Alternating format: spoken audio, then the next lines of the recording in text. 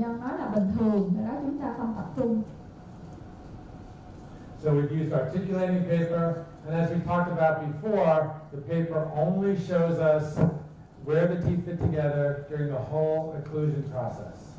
Thì như đã nói là cái ghi nhận dấu cắn trên bằng thực hiện bằng giấy cắn chỉ cho biết định vị được chỗ tiếp xúc cắn khớp của toàn bộ quá trình cắn khớp.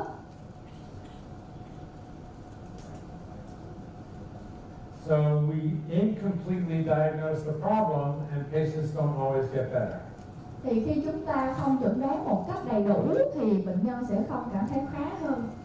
And in my country, if you treat without diagnosing, that's malpractice. Thì ở nước của chúng tôi á, khi mà chúng ta chẩn đoán mà điều trị mà không có chẩn đoán đầy đủ thì gọi là về cái hành nghề nó không đúng. And patients come in and say, I've been to 5 different people or 10 different people, and no one can figure out what I have. Và thường bệnh nhân đến với tôi và hay nói là trước đó tôi đã đi 5-10 ông bác sĩ trước đó rồi và mấy người kia không biết là tôi bị cái gì. And often they have a bag full of splints. Và thường là mấy người đó bị cái máng nhai nó được thực hiện kém. So this is my treatment protocol. It's a little bit different to read, a little bit difficult to read, so I'll read through this. We start with imaging. Thì đây là chẩn đoán đầu tiên là cái protocol của tôi bắt đầu từ hình ảnh từ hình ảnh số. We try to start with an MRI. Bắt đầu cho bệnh nhân chụp MRI. MRIs are expensive in my country. Thì ở nước tôi là MRI chụp chi phí cũng khá đắt. So patients don't always do it. Mà không phải là bệnh nhân nào cũng chịu làm. So we have a cone beam in the office, so we take a cone beam on everybody. Và phòng mạch tôi có phim con beam CT, do đó bệnh nhân nào tôi cũng chụp con beam. We also do a technology called joint vibration analysis. Thì chúng tôi cũng có một cái kỹ thuật là cái khám về cái độ rung của khớp. The MRI shows 2 positions, open and closed. Thì cái chụp MRI cho 2 vị trí há và ngậm miệng. The cone beam shows 1 position with the patient closed. Con beam cho 1 vị trí thì bệnh nhân ngậm miệng. Joint vibration analysis, and we're going to talk about this, looks at opening and closing the whole range of motion. Thì cái vibration là cho bệnh nhân há ngậm nhiều lần. So if a patient has minimal joint damage, mostly muscular, we treat it one way, and if they have an internal joint problem, we treat it a different way. Thì nếu mà bệnh nhân không có những bệnh lý nội khớp thì chúng ta điều trị theo một hướng khác. Còn nếu bệnh nhân có bệnh lý nội khớp là điều trị theo một hướng khác. If a person has internal joint damage, like a total displaced disc, we treat it with a splint. Thì nếu mà bệnh nhân có bệnh lý nội khớp, ví dụ như dời đĩa ra trước thì mình có thể cho bệnh nhân mang máng nhai. If a person has healthy joints, we treat it either with an anterior type splint or a process called disclusion time reduction, which we'll talk about. Thì nếu bệnh nhân có cái khớp khỏe mạnh thì mình có thể là cho làm cái máng ở răng trước thôi để làm nhả khớp, hoặc là chúng ta có thể điều chỉnh khớp cắn và thầy sẽ nói chi tiết về điều chỉnh khớp cắn sau. And we balance all of our splits with a T-scan. Và chúng ta sẽ cho cái máng nhai thăng bằng T-scan. We see a lot of patients with internal joint problems. Và có nhiều bệnh nhân tôi khám là bị bệnh lý nội khớp. If we treat just the anterior because their joints are healthy, we use electron myography, EMG, to make sure the body is responding. Thì khi mà bệnh nhân không có vấn đề về bệnh lý nội khớp thì tôi cũng đo điện cơ để cho thấy là cái đảm bảo là cái cơ của bệnh nhân ở vị trí thăng bằng, thư giãn. And if a person has a perforated disc, we often work with the surgeons. Còn nếu bệnh nhân bị thủng tỉa khớp thì thường là sẽ giải quyết bằng phẫu thuật. Now that we're looking, we've actually found some patients that have no condyle or a missing condyle on one side. Thì có những bệnh nhân tôi thấy là cái lồi cầu một bên là nó bị hư hoặc nó bị mất luôn. If you don't look, every patient looks healthy. Còn nếu chúng ta không tìm những dấu chứng đó thì bệnh nhân nào nhìn cũng có vẻ khỏe mạnh. Once you start to image, you see that most patients are not healthy. Thì khi có những cái chẩn đoán về hình ảnh là chúng ta biết không phải bệnh nhân nào cũng khỏe mạnh. So we do comprehensive diagnosis, using modern imaging and different technologies. Thì chúng ta có chẩn đoán toàn diện dựa vào cái hình ảnh chẩn đoán hình ảnh hiện đại và công nghệ được hỗ trợ bởi máy tính. Because it's objective and we can do it at different visits, we can compare and we can use it to determine success.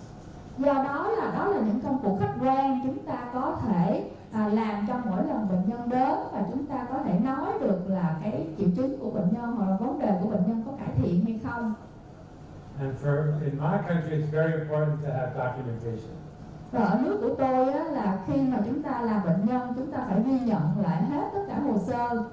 You can also tell immediately what's going on. You don't have to wait for results. Và chúng ta có thể nói là cái kết quả nó được cải thiện tức thì hay không, mà chúng ta không phải đợi.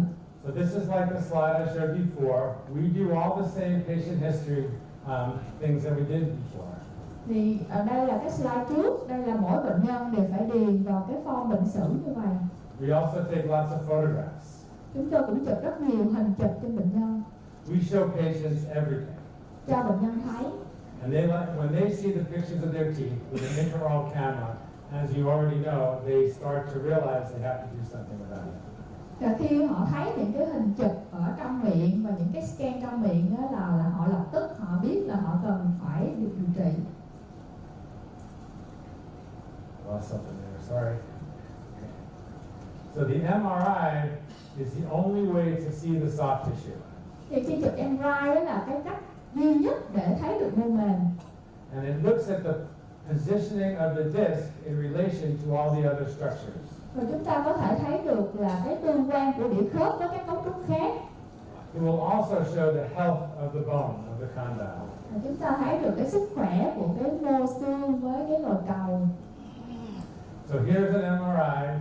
This is what I showed you before. We can see the disc is anterior displaced. And here's the section, and here's the disc right here. Thì đây là cái chụp cái hình trước có dời đĩa ra trước, và đây là cái cắt ngang, và chúng ta thấy cái dĩa khớp nó ra ngoài, ra phía trước. And there's an imaging center in this facility. It's right here for you to use, and I suggest that you image all your patients that you want to treat this way. Và cái bệnh viện của mình có những cái cơ sở vật chất cho phép mà mình có thể có những hình ảnh như vậy, thì tôi khuyên là chúng ta nên chụp cho bệnh nhân để chẩn đoán. Now, as I said, we take a CT on everybody, but this CT shows us the hard tissues. Thì con tim CT tôi chụp cho mọi bệnh nhân, và trên con tim CT chúng ta có thể thấy được mô cứng. We can see the shape, size, and integrity of the condyle, the fossa, the eminence. Và chúng ta thấy là cái hình dạng, kích thước và cái mức độ của lồi cầu, hõm khớp. But we can't see the disc. Tuy nhiên chúng ta không thấy được đĩa khớp. But if the condyle is posterior in the fossa, it usually means the disc is anterior. Và tuy nhiên khi mà mình thấy cái lồi cầu nó nằm ở phía sau của hõm khớp, có nghĩa là đĩa khớp nó bị đẩy ra trước. This is a sample of what the cone beam looks like. Đây là cái mẫu của cái tim con tim nó như thế này. And we can look sagittal, we can look frontal, we can look axial. Và chúng ta có thể thấy ở cái mặt phẳng trán, cái mặt phẳng trước sau và mặt phẳng trục. This shows another example of the cone beam. Đây là cái trên tim con tim. I want to see equal joint space. This is the condyle, this is the fossa. Và chúng ta thấy cái khoảng không của cái khớp ở đây là cái lồi cầu, và đây là hõm khớp, cái phần hõm khớp. I want to see if it's in the middle of the space. Tôi muốn thấy lồi cầu nó nằm ngay giữa của hõm khớp. Yet if we look on the sagittal view, we can see the condyle is posterior. Thì khi mà mình hình chụp sang bên á, chụp từ phía bên á, thì thấy lồi cầu nó nằm ở phía sau của hõm khớp. We also see serious remodeling of the condyle. Và cái lồi cầu này nó có bị tiêu xương không? We also look to see how does the condyle fit into the fossa from a axial view. Và chúng ta thấy cái lồi cầu nó nằm trong hõm khớp ở cái tư thế chụp theo cái trục. And we look for symmetry. Và chúng ta muốn tìm sự cân xứng. Do both sides line up the same? Hai bên nó phải cùng ngang mức với nhau. Is the height of the ramus the same on each side? Chiều cao của cành đứng nó, cái kích thước của cành đứng nó phải giống nhau ở cả hai bên. Now we work with a dentist radiologist. We have a specialist in the U.S. who is a dentist, who then does a 2-year training in radiology. Thì ở Mỹ á, là có nha sĩ họ học thêm